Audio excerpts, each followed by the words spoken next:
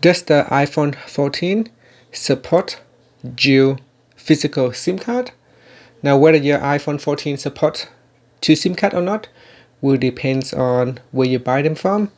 Now, if you are purchasing your iPhone 14 in China, then it does have dual physical SIM card.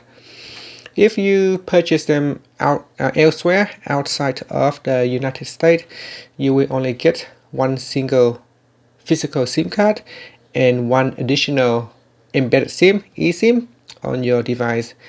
And if you purchase your iPhone in the United States, then you only have dual eSIM. So physical SIM is gone. So it's gone after picture, and now you only have